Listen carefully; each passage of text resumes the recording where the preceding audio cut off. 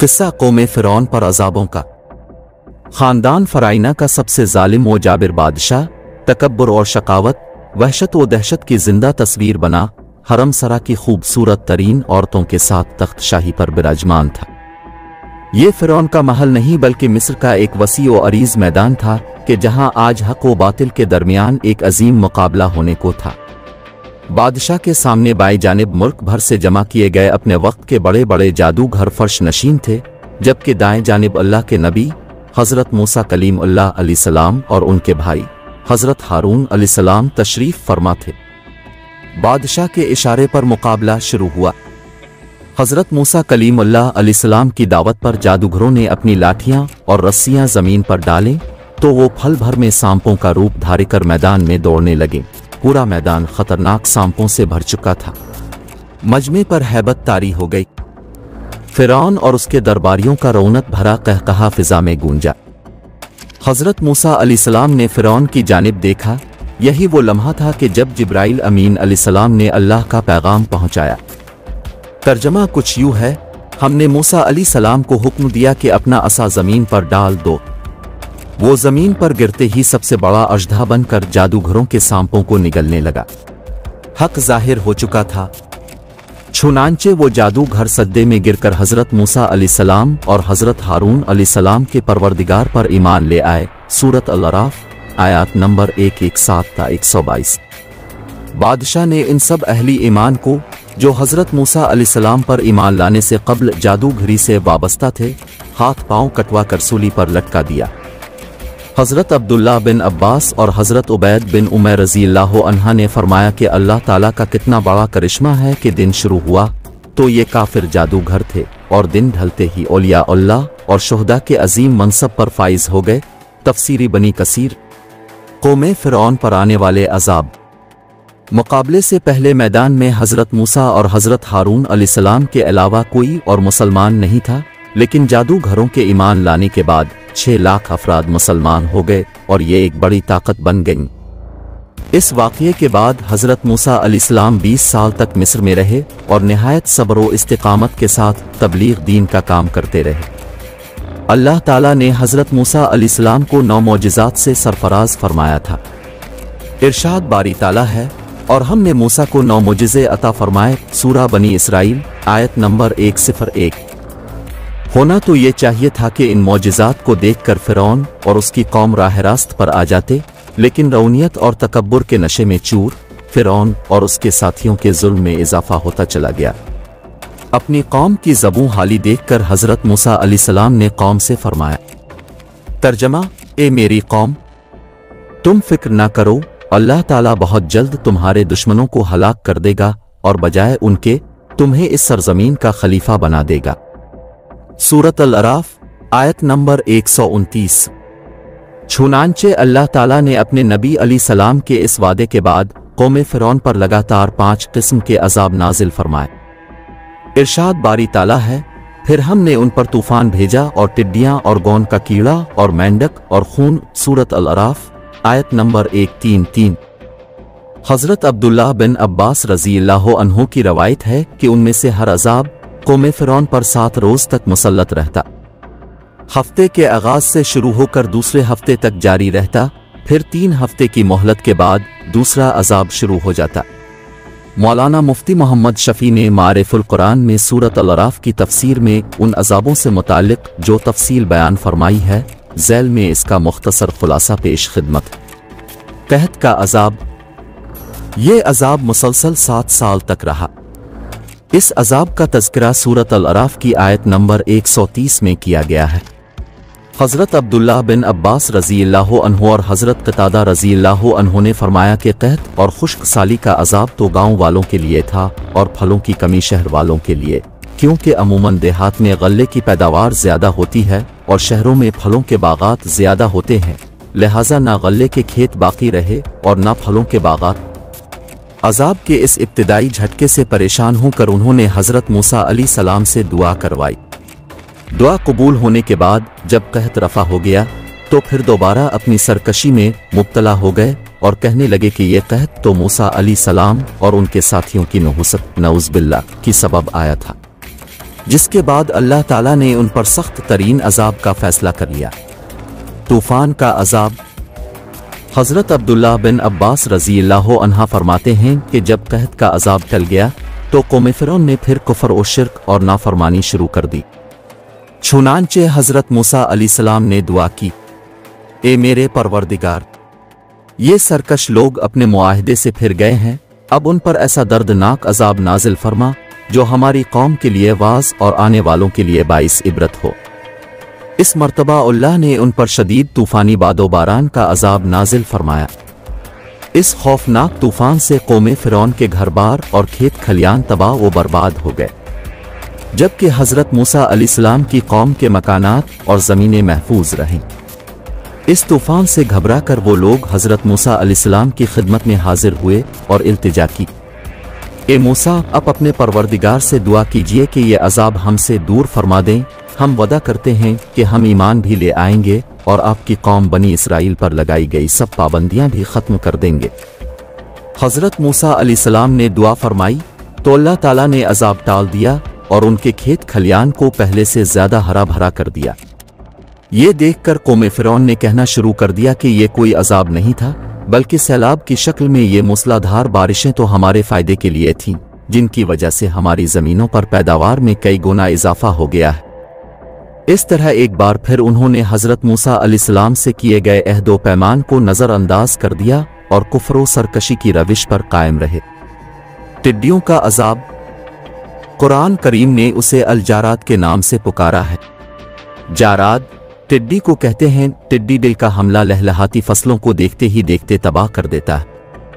अल्लाह ताला ने तूफान के अजाब के टल जाने के बाद इस बदबख्त कौम को पूरे एक माह की मोहलत दी कि ये हज़रत मूसा के वाज़ व नसीहत पर गौर व फिक्र करे, लेकिन उनकी बदअमालियाँ तो रोज़ बरोज़ बढ़ती चली जा रही थी।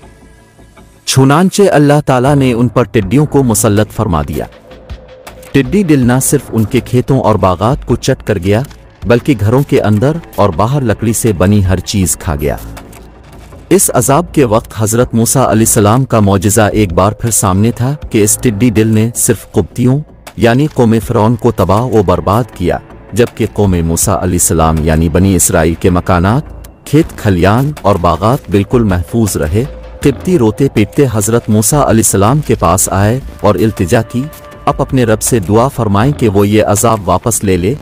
हम पुख्ता वदा करते हैं कि हम ईमान भी ले आएंगे और बनी इसराइल को आज़ाद भी कर देंगे। हज़रत मूसा अलैहिस्सलाम ने दुआ फरमाई और अजाब टल गया। अल्लाह ताला ने उन्हें फिर एक माह की मोहलत दी कि वो गौर व फिक्र कर लें, लेकिन वो लोग अपनी पुरानी रविश पर ही कायम रहे, ना वो ईमान लाए और ना ही बनी इसराइल को आज़ाद किया। कीड़े मकोड़ों का अजाब। कुरान करीम में कुमुल के नाम का जिक्र किया गया है। कुमुल बालों और कपड़ों में पैदा होने वाली जूं और गौन के कीड़े को भी कहते हैं। कुमुल का ये अजाब मुमकिन है कि दोनों किस्म के कीड़ों पर मुश्तमिल हो, क्योंकि इस गौन ने उनके गले का वो हाल कर दिया कि 10 सेर गेहूं पीसते तो इसमें से 3 सेर आटा भी ना निकलता, जबकि जूं की कसीर तादाद उनके बाल, पलकें और भनवें तक चट कर गई। इस संगीन सूरती हाल से कौम फ़िरौन एक बार फिर बिलबेला उठी और हज़रत मूसा अलैहिस्सलाम से फरियाद की कि अब इस मर्तबा हम हरगिज़ वादे से नहीं फिरेंगे। आपने दुआ फरमा दी, लिहाजा हज़रत मूसा अलैहिस्सलाम की दुआ से ये अजाब भी टल गया। मगर यह कौम तो कुफ्र व ज़लालत में गर्क थी।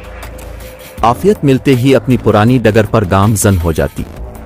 इस बार भी एक माह की दी गई मुद्दत गुजर गई, मगर इन्हें ना तो अपने वादों का पास था, न ही हज़रत मूसा अलैहिस्सलाम के वाज़ व नसीहत का उन पर कोई असर हुआ। चुनांचे मुद्दत मोहलत गुजरने के बाद अल्लाह ताला ने उन पर एक और अजाब मुसल्लत फरमा दिया। मेंढक का अजाब। कुरान करीम में अल-ज़फ़ादा का लफ्ज़ इस्तेमाल हुआ है, जिसके मानी मेंढक के हैं। इस अजाब की नौयत यह थी कि उनके घरों में इस कदर कसरत से मेंढक पैदा हो गए कि वो जहां बैठते मेंढकों का जिम गफीर लग जाता। सोने के लिए लेटते तो उनका पूरा जिस्म मेंढकों से ढक जाता। यहां तक कि खाने पीने की अशिया समेत हर चीज और हर जगह लाखों की तादाद में मौजूद मेंढकों ने उनकी जिंदगियां अजीरन कर दी। इस अजाब से आजिज आकर एक बार फिर रोते पीटते हज़रत मूसा अलैहिस्सलाम के पास जा पहुंचे। आपको उनकी हालत ज़ार पर रहम आ गया। चुनांचे एक बार फिर वादे वईद हुए और हजरत मूसा अलैहिस्सलाम की दुआ से अजाब रफा हो गया। मगर उस अजाब से निजात पाकर वो फिर अपनी हित धर्मी पर उतर आए और कहने लगे कि अब तो हमें और भी यकीन हो गया है कि मूसा अलैहिस्सलाम नऊज़ बिल्लाह बहुत बड़े जादूगर है। अल्लाह ताला ने उन्हें एक माह की मोहलत दी, लेकिन उन्होंने तो राह रास्त पर न आने की कसम खा रखी थी। खून का अजाब, अरबी में ताज़ा खून को अलदम कहते हैं। इस अजाब की नौयत ये थी कि उनकी हर चीज़ से ताज़ा खून उबल पड़ता, जो चीज़ भी रखते वो खून बन जाती। चून के बनी इसराइल के तमाम अफराद उन तमाम अजाबों से महफूज थे, लिहाजा कौम फिरौन ने बनी इसराइल के लोगों से पानी मांगा तो उन्होंने दे दिया, लेकिन वो जब कुब्तियों के हाथ में गया तो खून बन गया। एक ही दस्तरखान पर बैठकर किब्ती और बनी इसराइल खाना खाते तो इसराइली का लुकमा तो अपनी असल हालत में होता, जबकि किब्ती का लुकमा और पानी खून बन जाता। बिल आखिर फिर वादे हुए, दुआ की गई, अजाब फिर टल गया, मगर वो गुमराही पर ही कायम रहे। इस वजह से कुरान करीम ने उन्हें बड़े आदी मुजरिम करार दिया है। वबाई अमराज का अजाब, इस मर्तबा इन लोगों पर ताउन की वबा मुसल्लत कर दी गई, जिसमें उनके 70,000 अफराद लुकमा अजल बने। ताहम हजरत मूसा अलैहिस्सलाम की दुआ से ये अजाब भी रफा हो गया, लेकिन इतनी आजमाइशों और मुसलसल वादों के बावजूद ये रबूबियत फिरौन पर कायम रही और मुसलसल अहद शिकनी करते रहे। हर गुजरते वक्त के साथ फिरौन के तकब्बुर, गैज़ व गज़ब और जुल्म व सितम में इजाफा होता चला जा रहा था। लिहाजा रब ज़ुल जलाल ने उनकी दराज रस्सी को खींचने का फैसला कर लिया। हजरत मूसा अलैहिस्सलाम को हुक्म दिया कि मेरे बंदों को लेकर रातों रात निकल जाओ। सूरह ताहा आयत नंबर 77। अल्लामा तीबुरी बयान करते हैं कि इस हुक्म के बाद हजरत मूसा अलैहिस्सलाम मर्द, औरतों और बच्चों समेत 6,30,000 सवार और 20,000 पियादे लेकर 9 महरम बरोज हफ्ता गुरूब उफ्ताब के बाद मिस्र से दरियाए कुलज़म बहरा अहमर के जानिब रवाना हुए। फिरौन की हलाकत व बर्बादी। फिरौन जदीद हथियारों से लैस और 7 लाख से जायद सवारों के साथ उनके पीछे रवाना हुआ। बनी इसराइल के पीछे फिरौन की सिपा का एक सैलाब और आगे बिखरी मौजें थीं। फिर जब दोनों जमातों ने एक दूसरे को देखा तो हजरत मूसा के साथियों ने कहा, हम तो पकड़े गए। हजरत मूसा अलैहिस्सलाम ने कहा, हरगिज नहीं, मेरा रब मेरे साथ है, वो मुझे राह बताएगा। हमने मूसा की तरफ वही भेजी कि दरिया पर अपनी लाठी मारो। सूरत अल-शुअरा आयत नंबर 61-63। चुनांचे दरिया पर लाठी मारने से 12 खुश्क रास्ते निकल आए। बनी इसराइल के 12 कबीले इनमें से गुजर गए। ये मंजर देखकर खौफजदा फिरौन ने भी अपना घोड़ा दरिया में डाला और लश्कर को पीछे आने का हुक्म दिया। फिरौन और उसका लश्कर जब बीच दरिया में पहुंचा तो अल्लाह ताला ने दरिया को रवानी का हुक्म दे दिया। दरिया के सब रास्ते आपस में मिल गए। फिरौन जब डूबने लगा तो पुकार उठा कि मैं ईमान लाया मूसा और हारून अलैहिस्सलाम के रब पर, इसके सिवा कोई माबूद नहीं और मैं फर्मा बरदारों में से हूं। जवाब मिला कि अब ईमान लाते हो। हालांकि तो पहले नाफरमानी करता रहा और मुफसिद बना रहा, तो आज हम तेरी लाश को पानी से निकाल लेंगे ताकि तो उनके लिए निशाने इबरत हो जो तेरे बाद हैं, और बहुत से लोग हमारी निशानियों से बेखबर हैं। सूरा यूनस आयत नंबर 90-92। आज भी फिरौन की हनूत शदा लाश इबरत का निशान बनी मिस्र के अजायब खाने में महफूज है।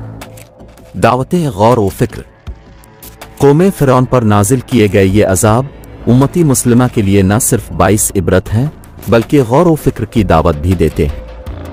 58 मुस्लिम ममालिक और 2.5 अरब मुसलमान जिस ज़बू हाली और तनज़्ज़ुली का शिकार हैं, वो अल्लाह की नाराज़ी ही की वजह से है। हम नमाजें पढ़ते हैं, हज उम्रा अदा करते हैं, ज़कात देते और कुरान पढ़ते हैं, लेकिन सूद को बुरा नहीं समझते। रिश्वत लेना और देना मजबूरी गर्दाना जाता है। झूठ बोलना, धोखा देना मामूली बात समझी जाती है। नाप तोल में कमी, गिरावट, बेईमानी, हीर फेर कारोबार का हिस्सा है। अमर बिल मारूफ व नही अनिल मुनकर तरक्की की राह में रुकावट समझे जाते हैं। अगर ये सब अमाल ही हमारी कामयाबी व कामरानी का पैमाना है, तो फिर गलाजत के इस ढेर पर बैठकर हमें अल्लाह की मजीद नाराज़ी का इंतज़ार करना होगा, जो इनफरादी अजाब भी हो सकता है और इज्तिमाई भी।